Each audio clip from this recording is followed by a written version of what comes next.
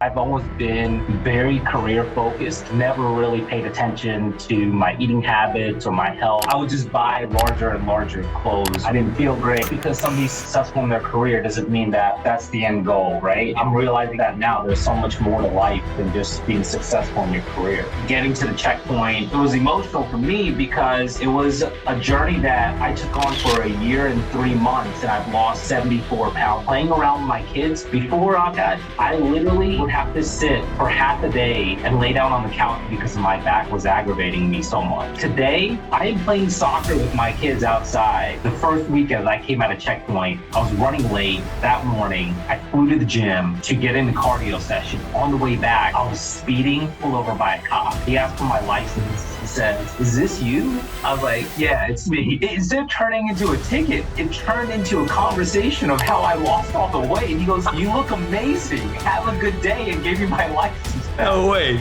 Awesome, yeah. Okay, Hemal, if we circle back a couple years, what were the series of moments that led to your trigger moment to decide to take action and start the RNT journey? Yeah, I mean, for me, I wouldn't say it's like anything in particular. I'll kind of walk you through, where this all started, or as I reflect back and started to look back at, I would say 10, 20 years ago, right? Look, I've always been very career focused, never really paid attention to my eating habits or my health. I was laser focused and doing everything I had to do to succeed in my career. So I was a very high performer in my work and really never paid attention to my health. And so, as I kind of gone through the years, I think my freshman year of college, I had gained about 40 pounds. I was a lanky kid when I was younger. And then I put on the freshman weight when I moved out of the house, went through a bunch of yo-yo diets when I started like gaining all the weight, started going on these diets. I think about 12 years ago, the most success I had was about 12 years ago where I lost about 50 pounds. I did P90X. I was taking these fat burners that like curbed my appetite.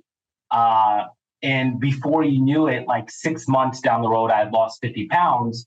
And it was a lot about like not eating, right? It wasn't a healthy way to lose weight. It wasn't something that was going to resonate and stay there, or habits that I would carry on going forward. So I lost those 50 pounds, looked great for a little bit, and then I gained it all back because I carried a lot of the same habits that I did before around unhealthy eating, right? And so, for me, it was, I'm a consultant. I've been doing this for 17 years of my life. So pre-COVID, I would be traveling 4 days a week, Akash.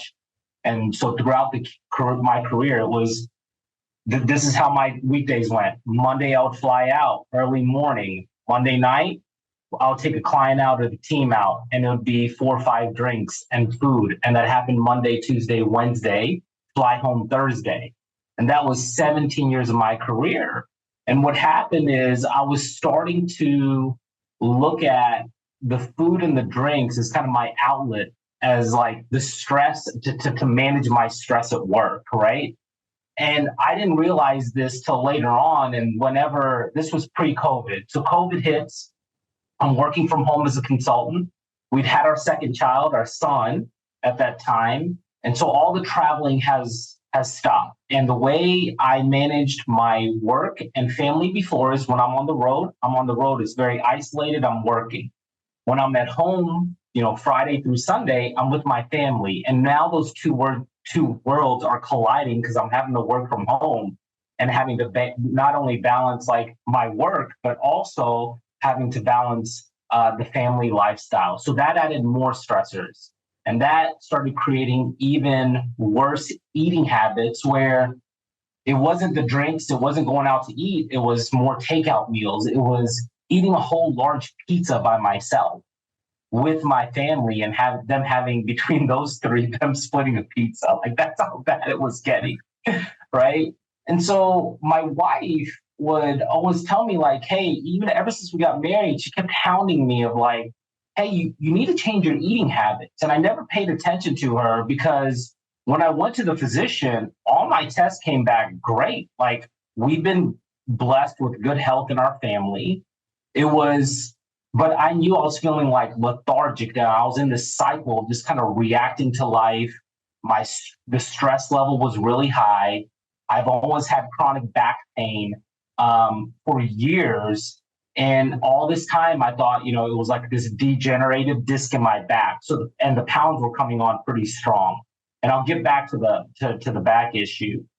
So it was Christmas, I think, of 2021, because I did the intake in January of 2022. We had flown to Chicago to see her side of the family. And I've always been very self-conscious about my weight. And I knew I was quite embarrassed. I knew like I had packed on the pounds seeing the family. And one night we went over to her cousin's house. I saw him, and he had gone through the RNT program. And he looked absolutely phenomenal. And I was like, holy crap, what did you do? And he had walked me through RNT. So I went back home. I kind of reflected on what I wanted to do, because I knew I was like, we're just reacting to life, that everything that was coming at me. And I wasn't in a good place mentally or physically. And I knew I had to do something. And that's when, I filled out the intake form. You and I had a call. And then I decided to pull the trigger. There was some hesitation on my side, because it seemed like it was a big time commitment. Like, I'm going to have to plan my meals. Like, holy crap, I've never had to plan my meals. Like, I'm going to have to be more mindful of when I need to work out. I need to create a routine like that. All that stuff is not me. I was almost a person that just kind of reacted to what was in front of me all the time. And that's how I kind of approached everything. And here we are, a year and a half later and going through the RNT journey. And it's been pretty successful so far. What was you mentioned that you're in a bad mental place at that time as well. What was going on in your head that was probably compounding to the weight gain? Yeah, I think it was just more of, again, it's the stress level at work, making sure that, I had just made partner at the firm. That was my first year, and I had to be successful, right? It's make it or break it. And that balancing that as well as having one kid is one thing, having a second child is a totally different, it's a totally different game at that point. And those were the stressors where it was, again, just reacting to life, reacting to what was in front of me, being very stressed all the time, feeling like I didn't have control over my day, if that makes sense. And it was, again, it's just, okay, well, now the kids are asleep. I'm done with work, or I'm working late. Now I need some sort of outlet. And my outlet tended to be food, because I was at home.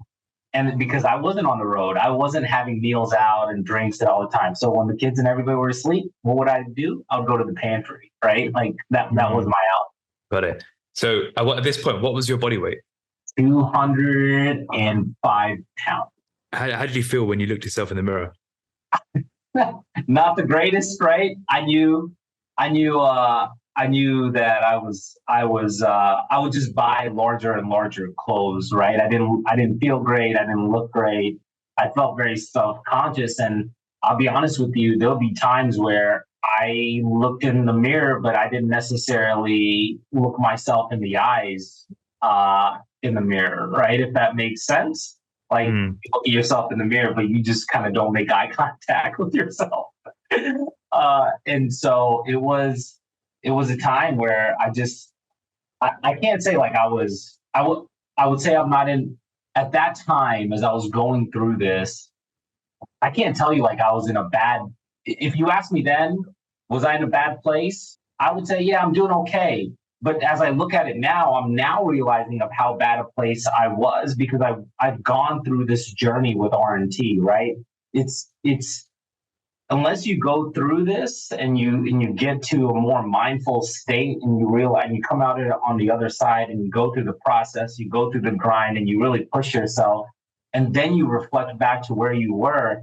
I just don't think that you realize it till later on. When you're in the situation, you think everything's okay. When you come out on the other side and you start reflecting, then you start realizing these things. Why do you think you couldn't look yourself in the eye? I wasn't confident in the way I looked physically. I wasn't confident in my mindset, and to be honest with you, it was disappointing, right? That where I was physically. As a high performer in your career, you were thriving, well ahead of your. Well, I don't know if it was well ahead of your expectations, but in line with your expectations with your career, at least. Yeah. How did you feel about that disconnect, where you were thriving from a career perspective, but you couldn't look yourself in the eye? Was there ever that sort of like realization? No, no, at that time I was actually like, I used my career as my success. That was, I hinged everything on that. I'll tell you, when me and my wife got married 10 years ago, I told her before, and I said, listen, I have one goal, and my goal is to make partner, and there's nothing that's going to get in the way of that. And literally, I put everything I had over the last, I've been with this firm for 16 years now, everything I've had into making partner. So I literally let nothing get in the way. So I use that as like what I hinged on is like my confidence or my level of success, right? I said, okay, well, everything that I am, and my self-esteem and my confidence is if I make partner. If I make partner, I'm great. Like, I feel great about myself, and I should feel confident. And that's not, just because somebody's successful in their career doesn't mean that like that's the end goal, right? And I'm realizing that now there's so much more to life than just being successful in your career. Why was making partner so important to you? I think it's look, I think my family has always been, my family has their own businesses. My dad always pushed me to kind of be in my own business. It's like the Indian way of thinking, right? It's this old mentality of like, you shouldn't work for somebody, you should try to, work for yourself. I think that's a bit of it. Second is like do have an A-type personality. And the last bit is for me, it was genuinely making partner allows me to influence people's career, like my way of helping clients that I work with every day, and my way of kind of giving back and then helping people grow in their own careers has been, that's the part of I enjoy in being in consulting. And that's one of the things that being partner allows me to do that at a much larger scale. So that's something that I've always wanted to do. Right. Do you think it's that, or do you think it's that drive internally where you can't accept anything but the result? Oh yeah. Yeah. I mean, I would say it's that. Yeah. It's that too. Yeah. I mean, yeah, I had it set in my head like anything else would be a failure. So that's what I pushed towards. Yeah. And what happened when you made partner? How did you feel? I felt great, but then I was like, okay, well, now what do I do? Senior partner? Like, okay, now I just add more stress to my life. So it's like, you think it's like this pinnacle and you're top of the hill, right? And then there's so much more to it. And yeah, I mean, don't get me wrong, I enjoy what I'm doing now, but when you make partner, you enjoy it for like a day and you're like, okay, well, now what? Yeah. And do you feel that drive is still there now for the next level?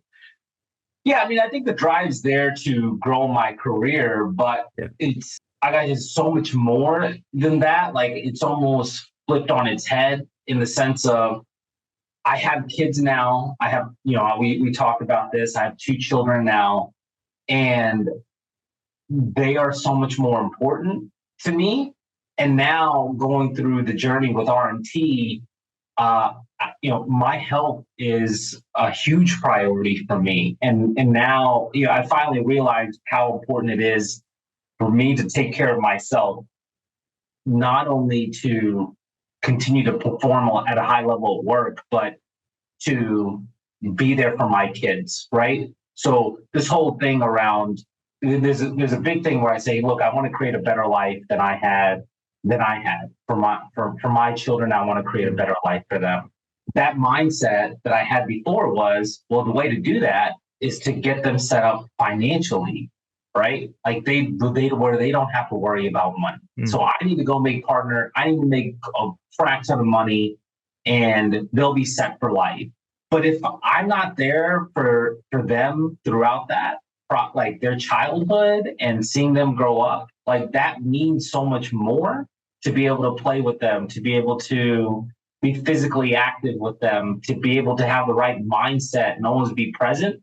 Like that is probably more or just as important as the financial aspect of those things, right? Yeah. And so me being around for the long term is having to prioritize my mental and physical well-being in order to do that. And so now, like, yes, work is important. It's there. It's good. I'm managing the stress better. And I feel like, I prioritize my health and my physical and mental well-being a lot more than I did before. Am I there yet 100%? No, I'm getting there though, right? I think I'm shifting the mindset to and it's day by day. I mean, I think that's part of the journey with RNT. I know it's going to be a long journey for me, right? Over the next 3 years, 4 years, 5 years, is to make sure that I continue to action those things as far as prioritizing my mental and physical well-being. It's really interesting you say about wanting to push hard in your career as a, I wouldn't say excuse, but as a driver to set your children up financially. And something now that I've got kids, I think about that whole concept, and I don't know what the value of a child having exposure to a lot of money is, and I wonder if it can be more damaging than good, and whether enough is all that like basic needs is what they need versus right, like the massive amounts, and whether it's actually generational health and education that we can impart on them and wisdom as opposed to wealth. But I don't have the answers. These are just like early thoughts I'm having of that framing, because it's a very easy trap to fall into. I hear it a lot from high achievers, high performers. Like, I'm just pushing hard for my kids so I can set them up for life. And I'm like, I don't know, is that are they going to have a hole in their heart later on of like, oh, my dad wasn't actually here, but he was working. So, yeah, agree. I mean, look, I'll tell you, my parents weren't, to your point. My parents were, look, they're like many other Indians who migrate over here to the U.S. They worked. They didn't have a choice because they were working all the time, and they didn't have a choice to be there be around as much as we have that, right? So my parents worked really hard. I can't, they worked really hard. They set me up for success. And I feel like they set me up for success. And now I realize this, they've given me the opportunity where I can be not only successful in my career, but also spend the time with my children, right? And unless you see that, unless you realize that, which it took me some time to realize it, now I do, then you miss out. And I have a different appreciation. Before, it was almost being like that victim of like, oh, my parents were never there. My sister kind of raised me. We kind of raised ourselves. But now if you really look at it, it's they made sacrifices themselves and they wanted to be there. They just didn't have an option. Yeah. And they set us up for success. They set me up for success and my sister up for success. Well, we can be there for our kids, right? We just need to be more mindful of doing that. Otherwise, we're going to get caught up in the same rut as others. And it's also the fact that now you can probably work from home a little bit more. And whilst that may not be ideal from a work-life balance perspective, exactly. It's something our parents would never be able to do. But that wasn't a thing back then. Yeah, exactly. So you saw your wife's cousin, I believe, in Christmas 2021. You had that moment of, holy crap, what have we done? And then you still had these apprehensions of meal prepping, etc. But what made you think, right, I need to do this, even if I have to do things that are not potentially suitable for me? Well, it was a comment actually my daughter made. I think it was like one night. It was like back to back where she was like, "Daddy, you're gonna get a whole pizza, right?" Because she's seen me eat a whole pizza, and it's like right there, like.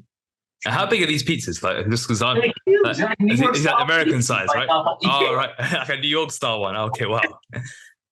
So this is not your average like plate size pizza. This is no, this is not your average, 8-inch pizza or 6-inch pizza that a person would take out. We don't, in America here, guys, we don't eat like normal portion sizes. Everything's like super size. Oh, okay. So yeah, my daughter made a comment like that, and I was like, well, listen, I'm working from home. I'm not traveling. My daughter makes this comment. And so then that night it starts, my mind starts racing. I start thinking about this and I'm like, okay, well, I'm working from home. I'm not having to travel. Now's my opportunity. Now or never, right? My little boy's still young.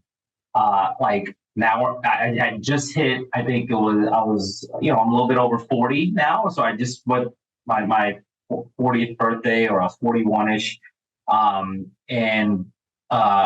It was right then where I was like, I got to do something. I got to at least try this and see what happens. And it turned, once you go through CTP, it was a bumpy road at the beginning because it was just so much of like a big adjustment for me of like meal prepping and some of the foods that I just don't typically eat and all these vegetables. And I'm like, hey, this is nuts. I've never eaten this many vegetables in my life, right? And then just the routine of working out and having, and still, in COVID time, the gyms were kind of shut down. There was a little bit of that. So it was a bumpy road at the beginning, but once I got the hang of it and got into the swing of things, it was much better getting a little bit more consistent with the routine. So let's talk about that then. So you've got the high pressure job, you've got a young family, and you've got the overwhelming task of losing over potentially 50, 60, 70 pounds and getting started on your fitness journey. What were some of the biggest obstacles and challenges you were facing in that early 2022? Yeah, I think one is it's at first I felt like it was a huge commitment, right? The 10 to 12,000 steps a day, working out 3 times a week, something that I just wasn't used to. The commitments with work and my family, and then the meal prepping on top of it. So it was a huge adjustment. And for me, my job is still demanding. I'm still working, 10, 12 hours a day. We have a newborn in the house along with my daughter. And then now I'm starting this journey with RNT. So the way I had to get into a routine. And like I said, I'm not a routine type of guy. So what I did is I woke up at 4 a.m. every morning. I was like, that's it. I'm doing this. I'm going to sleep at 8:30. I'm gonna have to sacrifice. I'm not going to watch TV and sit there. I'm not going to just look at my phone till 10:30 at night. And I actually asked my wife, who I spend time with in the evenings after the kids go to sleep. I was like, listen, I'm going to go through this journey. It's going to suck a little bit because I'm going to be going to sleep earlier and I'm not going to get to spend, our evenings together. So we're going to have to find a way to like really spend time, on the weekends and maximize our weekends where we are spending that quality time together. And then there was things at work where over time, Akash, at the beginning, I was really stressed out of like, oh my God, I'm not, where I would easily get stressed over. And I was like, well, what if I just don't take that meeting and have somebody else do it or delegate? Was it really that big of a deal if I push this another day? And I started to realize like, not everything is like as urgent as I was making it, right? And it's like simplifying my life was, I felt made me more successful through the journey, to be consistent and to focus on the process phase, because there's only so much mental capacity a person has to be able to end so much time in the day as well. So it was a long-winded way of saying it was bumpy at first with the need to establish a routine, to get consistent, and then having to make some sacrifices to get there. But I knew what I wanted to do. And like I said before, my career, like nothing was going to stop me. Nothing was going to stop me from hitting that checkpoint. Like once I have my mind made up on something, I'll obsessively get to it. What did your wife say when you had this conversation? Was she on board with on board with your plans? How Yeah, did you explain it? 100%. Like she was more looking forward to me because I would Oh, stop really? sporting and eating better. Yeah, she was she's always been a big advocate of prioritizing health. She grew up very differently than I did, right? Where her family was very just they always had home cooked meals. There was no junk food in the pantry, all this other stuff. Where I grew up, where my family grew up in the Northeast, like in Jersey City, New Jersey, where we owned a convenience store and we owned a newsstand. So we would go as kids and grab all these chips and candy and, munch on that stuff when we were very little. So like some of those habits, right, as you're a kid that you establish, those stick with you over time and you don't realize those things until later on in life. So you got going, you set your routine up, the weight started coming off.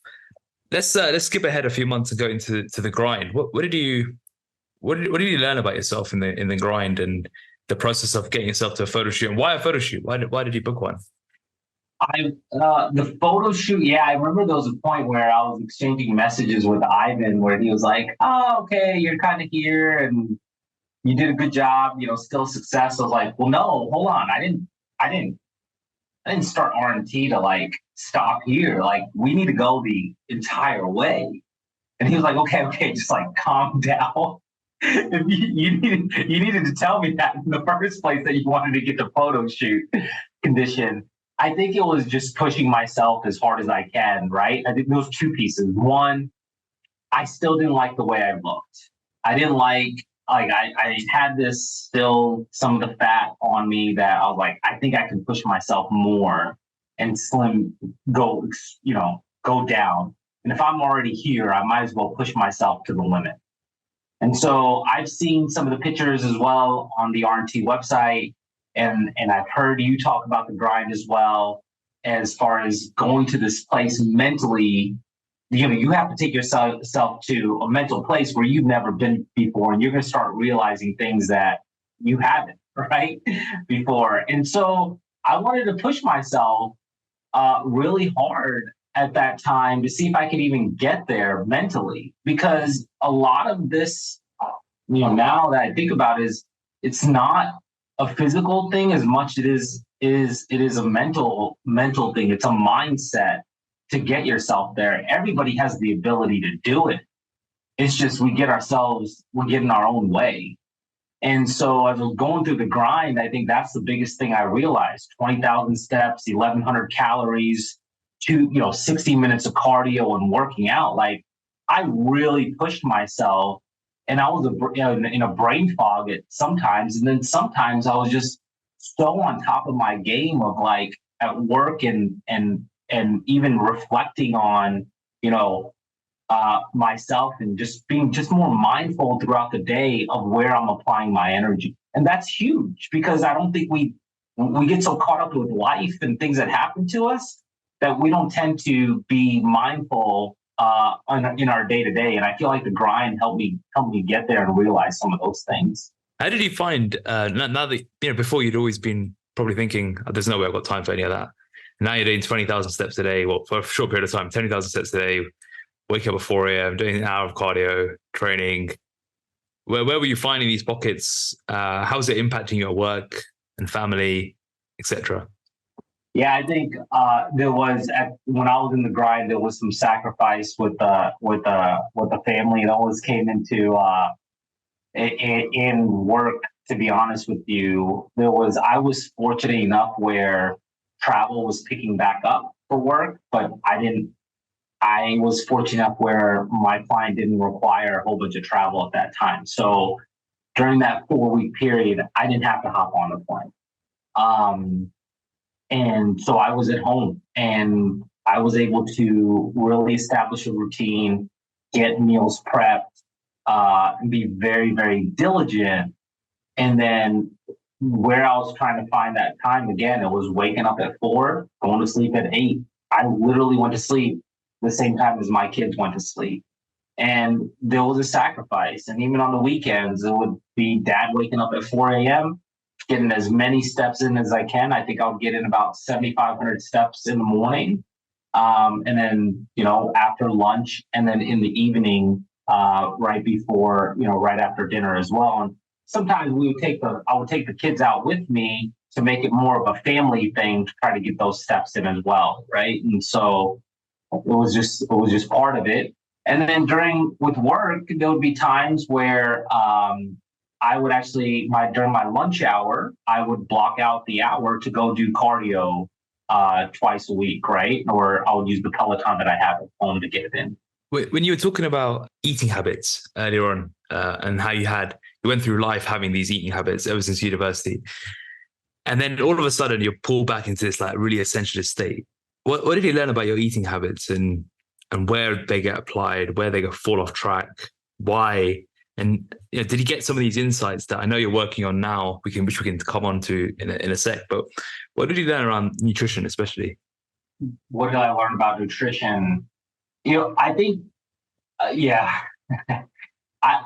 didn't realize how much junk food I ate throughout the day and how much cravings I was like falling into, right? Like for me, it was, I would just, whatever I was craving that day, I would just eat. It wasn't, and then through RNT, it was much more about like a lot more of a balanced diet, right? And so what I learned is I started to realize how different foods made me feel throughout the day. And then on the flip side of that, how different stressors or feelings or emotions, if you will, wanted me to crave different food, if you will. Like if I'm feeling this way, I want a bag of chips, right? Versus, a fried chicken sandwich or a slice of pizza or something. But like having a bowl of vegetables was never my vocabulary. Like, hey, I think I need to eat a bowl of vegetables.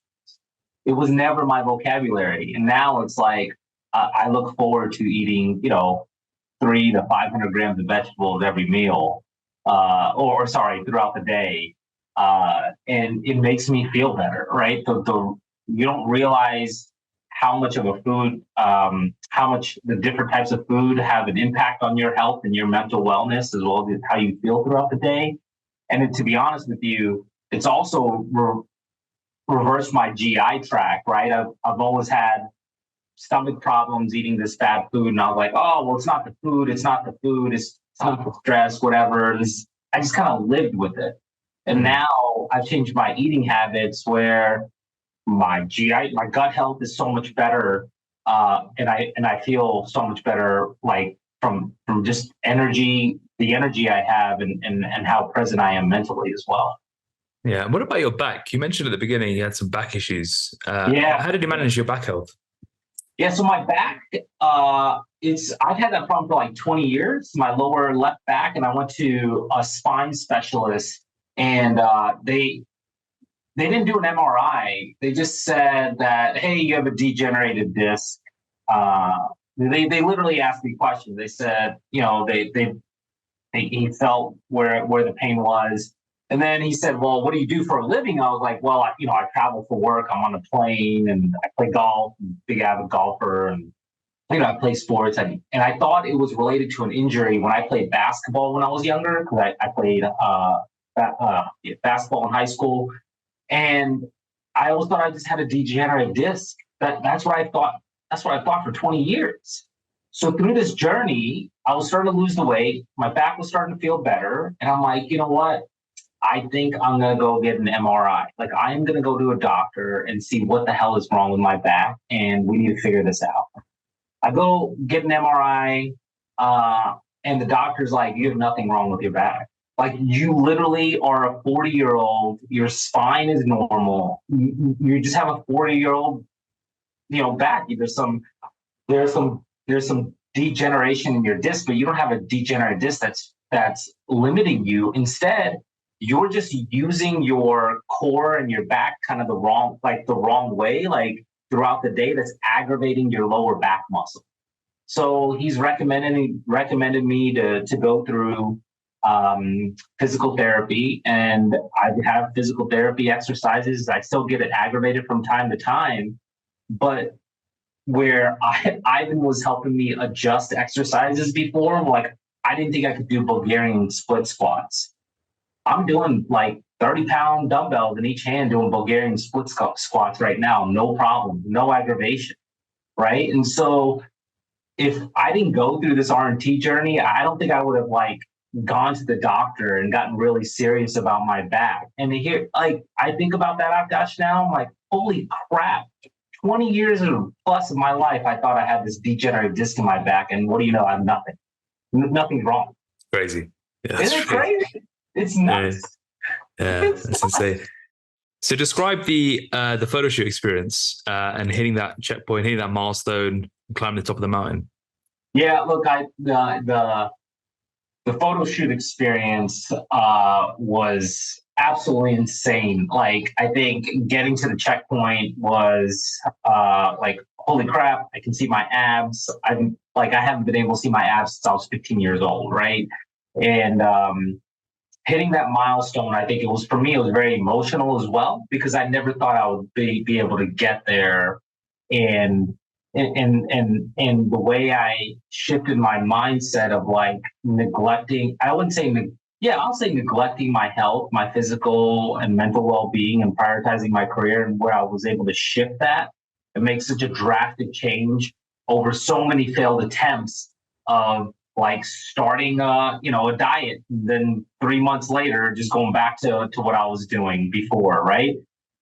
So it was emotional for me, because it was a journey that I took on for a year and 3 months, and I lost 74 pounds total. I got down to 131, I think it was 132-ish. So about 73 pounds is and the day I actually went into the photo shoot, because we had carb loaded, I was at like 138, right? So 138, and I looked absolutely phenomenal. So I was at an all-time high. But it was a fantastic experience of trying to going through that photo shoot. I do want to try to get there again, 12 to 18 months from now, as I go through a muscle, to continue to stay consistent, get my mindset right, put on a little bit of muscle, and go through some sort of cut. I want to try to go through a second photo shoot as a big milestone for me. Cause I think, like I said, I felt like I hacked myself into the losing all the weight, right? There's a mental shift that needs to happen on this other side as we get into consolidation and investment that's going to be there for the long term. And really, for me, that's like bringing that total package. So that's where I want to try to nail a second photo shoot. Amazing. Well, you called it out there. So you've just raised the stakes there for yourself. What do you think is now the thing you're really trying to dial into on the other side of the journey, getting into investment phase? Where in your mind are you trying to fix or improve or work on before you go on another photo shoot journey? Yeah, I mean, Akash, for me, I treated checkpoint, even though I kept saying to myself, it's just a checkpoint, it's just a checkpoint. I made the same mistake as I made before when I had lost a significant amount of weight. Even though I read your article around the consolidation and the mistake that you had made around, binge eating and doing that, I will admit this, full transparency, I literally prepped myself where I had ordered these, cookies from New York City from this bakery that were probably the size of baseballs, that like I was going on an all-out like eating episode after checkpoint as my one day. And I said, hey, I'm just going to do this for one day and I'm going to get right back on track. That didn't happen.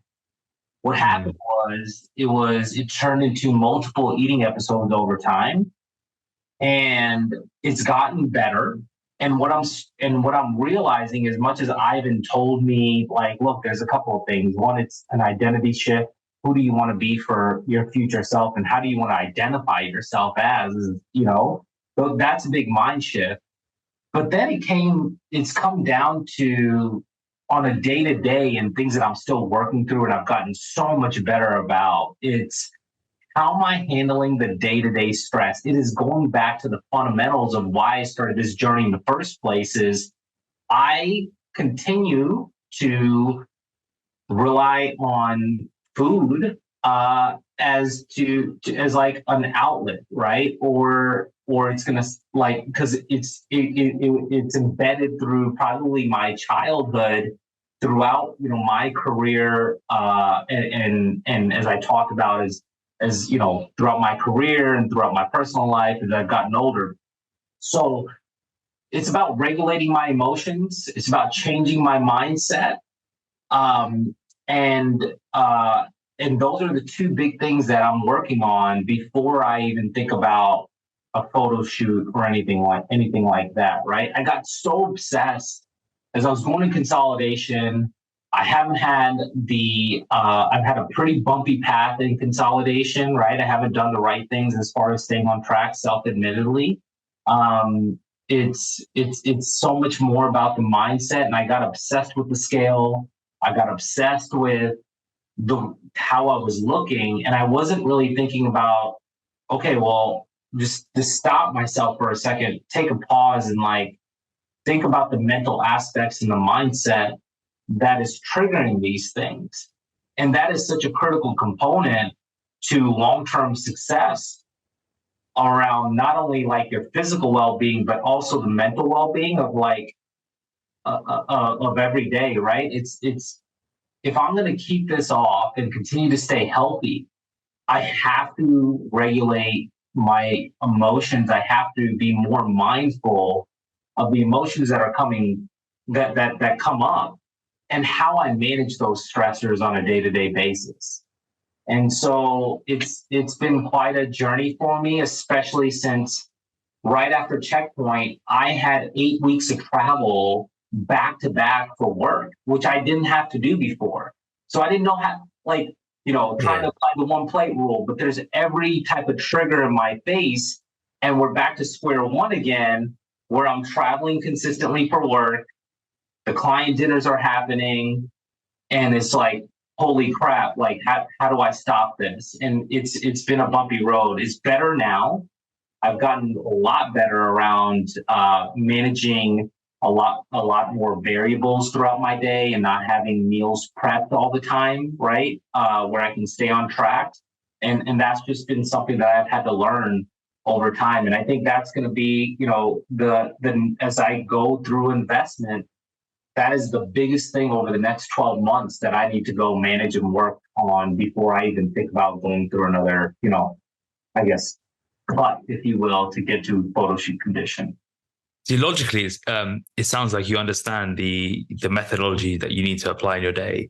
When you're in the emotional state, or when the situations arises, where does the logic go for you? And what is your thought process in that moment?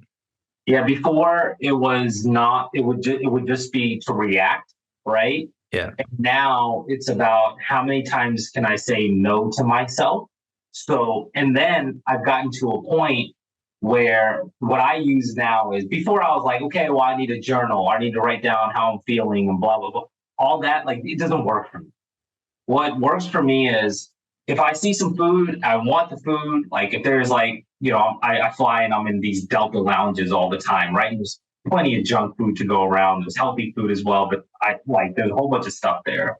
I ask myself, am I truly really hungry? Like, if I'm hungry, then I would like kill a bowl of vegetables, some broccoli, carrots, cauliflower. Like, would I eat a bunch of vegetables right now? Like, am I that hungry where I would scarf that down? And if the answer is no, then I don't act. I just sit there for 15 minutes and then my mind goes somewhere else, right? And so I've started to use that as like my way of dealing with it, and just starting to ask one, not react to everything that comes to my mind. So be more mindful. Second is asking myself that question around, would I, hey, there's a slice of pizza. Am I really hungry for that slice of pizza? Or is it just a craving or an emotion that I'm reacting to? Like, would I just eat a bowl of vegetables right now? I'm so hungry. Then eat the bowl of vegetables, right? And then if not, I'll just push my mind somewhere else. When you're sitting with these feelings, and you said multiple times that a lot of the times food comes as an outlet for you. When you're sitting with these feelings, you've been through the grind. Have you had moments of thinking, I need to change something in my life so I don't have a need for a consistent outlet? Yeah, I mean, look, I don't think it's necessarily, I need to change something in my life. It's more about how I perceive things in my life, in the sense of everything at work doesn't have to be stressful. Like, there is a calm way of going about these things and putting everything into perspective, right? Like, I have a much more appreciation for my physical and mental health now than I ever have before. And I have much, it's coming from a place of gratitude where my family's healthy, I'm healthy. Like, if I think about it that way, like, what else could be so bad in your life at work that like the wheels need to fall off, right? Like, and so I think it's just changed my perspective in life, and it's getting older, it's having kids, but it's also going through this journey and being much more mindful of that. And I feel like coming from a place of gratitude doesn't make me want to doesn't increase, like, it helps me manage my stress, but doesn't make me want to go towards like food, because the stress levels aren't as high as they were before. Yeah, that's a very interesting answer, and I think it's a really good answer, by the way. And it's really nice to hear how open you're being about this journey, because it is a bumpy road sometimes if you've never really paid attention to all these things for so long. Like, you're dealing with 20 years of habits that have been ingrained into you. You've gone through a short period towards the checkpoint, and now it's like, the other side, there's no immediate prize, and you're like, holy shit, I had all these habits that I need to somehow detach from myself. Yeah, it is going through life, but like, not, again, it's just reacting, right? Not being mindful. And I feel like I keep saying this mindfulness word, like, it is really being present. And I feel like if you can do that, be present, be mindful, you feel much more in control. Like, on the flip side now, I feel like I have a routine. I'm much more in control. I'm not reacting to life. Like, I just feel better, and I feel like I have much more in control of things, where before I was just kind of reacting to everything that came. What do you say to colleagues at work, potentially people that work underneath you? Because I know you manage a big team. Do you talk to them about managing career, health, family, and now that you're a little bit more wiser and have been through the journey yourself, or do you see the same mistakes kind of unraveling and you're sort of watching from the sidelines? Yeah, look, I simplified it. Whenever the team is stressed, I just say, look, it's just work. Like, it's just work. Like, go spend time with your family. Go get disconnected for a little bit. And I've talked to the team about my journey, because they've seen the difference in me, right? I don't drink. I've applied these rules where I don't drink on the weekdays anymore at all. Like, if I do drink, it will be maybe a cocktail on the weekend if it's a celebration. But before, I used to be the guy that drank 4 or 5 bourbons a night when I was on the road 3 days a week, right? And eating, that's how I was traveling for 16, 17 years, right? I don't drink on the weekdays at all. Like, if I'm traveling, I have a soda water, and the team has seen that, I think, in me, and the way I kind of respond to things is much more from a calmer place. So it's more like leading by example. And it's leading by example not only with the team, but it's also leading by example with my family as well. Like, my daughter went from saying, Daddy's going to eat a large pizza, where she's saying, Daddy eats a lot of vegetables. Literally, she said that to me, a couple of months ago, which is huge for me. And they're starting to, I'm starting to influence their eating habits at home as well, which is absolutely fantastic. I couldn't be more proud of that. That's amazing. If you were speaking to someone right now who isn't on your team, doesn't know you, but is in that corporate, especially corporate bullet train of career, climbing the ladder, and they haven't got health on their radar. They're somehow scrambled all upon this podcast though. What would you say to them right now?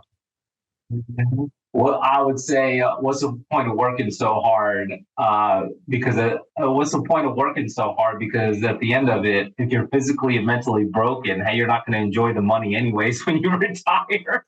You'll be That's what you said yourself 10 years ago.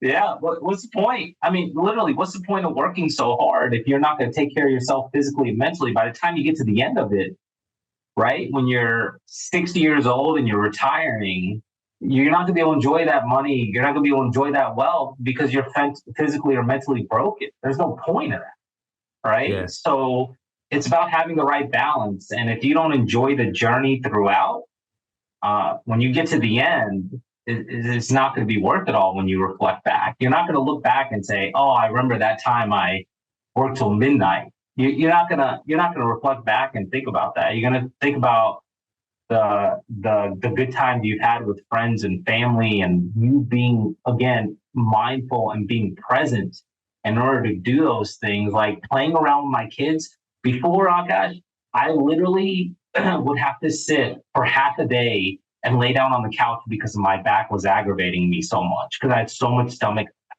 I wasn't able to run around my kids. Today, I am playing soccer with my kids outside, and my daughter gets winded before I do. So, like, it is a totally different game now, right? And my son, he's 3. And so my goal is to continue to stay fit. So when he's 10, 12, 15, I can keep up with him and at least give him, spend time with him and play sports with him. Like, that's like a bigger goal to me than any more career success. Like, I'm good where I'm at. I'm going to continue to perform at a high level. But the bigger goal now is to continue to be physically fit so I can keep up and enjoy time with my kids. That's amazing. Amazing. That's pretty cool. Let's go from laying on the couch with too much stomach fat to now making your daughter tired. Well, there's this, I was reading something the other day where they say 1 pound of, I think it's 1 pound. Every pound on your body is 4 pounds of pressure on your spine. So if you think about it, if I was 205 pounds, I was putting a little bit more than like about 20 pounds of pressure on my spine, which is insane. Yeah. Amazing. Well, you got that. You're not 205 pounds now, which is the main thing. As we wrap up, how's the physical transformation so far been the vehicle for you personally? Yeah, I think funny story, Akash. Just there's a few things. The first weekend I came out of checkpoint, I was running late that morning. I flew to the gym to get in the cardio session. On the way back, I was speeding. I was going fast. I got pulled over by a cop. He asked for my license, and I gave him my license. He goes back to his car. He comes back. He says, he looks at my picture. He looks at me, and he's like, "Is this you?" I was like, "Yeah, it's me." And he's like, instead of turning into a ticket, it turned into a conversation of how I lost all the weight. He goes, "You look amazing. Have a good day," and gave me my license back. No way. Awesome. Yes. It literally got me out of a ticket. It was fantastic. I was like, holy crap, this is amazing. I'm going to keep this license. I'm not going to get rid of this picture I have on my license. So that was fantastic. I think the other thing is, I mentioned this before, I've never been a person of routine. I still wake up at 4 a.m. It is my ritual. It is my time to get my mental space right, to wake up at 4 a.m., go to the gym for an hour. I built a routine where I go to the gym for an hour, come back, spend some time with the kids, get in my steps in the morning, and then start my day.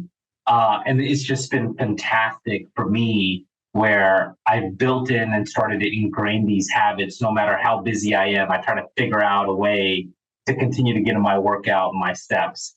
And then, the biggest thing for me is I'm more mindful and more present in the things that I'm doing, and that is time with my kids. Like, that is the most, and my wife, like, that is the most important thing for me. And to be able to bring my best self is been a game changer, an absolute game changer for me. And then I think the last thing is Look, I didn't realize this before when I was going out and having a few drinks every night while I was on the road. I am probably bringing a better version of myself every day to work, to my clients, and to be able to better serve my clients and to be a better leader. That's been fantastic. So it's but I got to continue down this journey of the mental battles I have in my head around, food and stuff and an investment. So I think that's going to be the next bit of the journey here. Absolutely. And if you circle back almost 2 years now, what almost kept you from starting this? Oh man, well, I think it was a conversation with you. It's like, I can't stop you from putting a slice of pizza in your mouth versus the broccoli. I was like, what? I'm not gonna be able to eat pizza for like, 2 weeks. At that time, I was like, 2 weeks for me was a lifetime. No, I didn't realize how big the pizza was as well. Well, and funny enough, like, I just don't crave pizza anymore. How funny is that? Like, I haven't had a slice of pizza. I can't tell you how. I would say, the hesitation was, again, the time commitment of like, oh my God, this is going to take away from work, because work was everything. That's what I hinged my success, my confidence, my success, quote unquote, in life on. And that's what almost stopped me from taking on this journey. But I ended up pulling the trigger, and here I am a year and a half later. That is why I keep asking for a net, and now I'm asking for a lifetime membership, Akash. Incredible. Any final words for the listeners before we wrap up? No, I think for anybody listening, treat the checkpoint as a checkpoint when you start the journey, right? I think it's you can say it all you want. You can say it to yourself all you want, but it is the checkpoint is a checkpoint. There's a lot more on the other side of working through the mental pieces, and as you get this back integrated into your life, of making sure you prioritize, health and physical and mental health to bring like the best self, and keep the results that you invested so much over the process phase and into the journey, right? I think that's the biggest thing for me. Is it's a huge investment. In order to make that count and keep it off for the long term, it's going to require a pretty big mental shift as well. Amazing. Thanks for being so honest with the journey. It's been incredible watching you go on this transformation journey, and I'm excited to see the next photo shoot.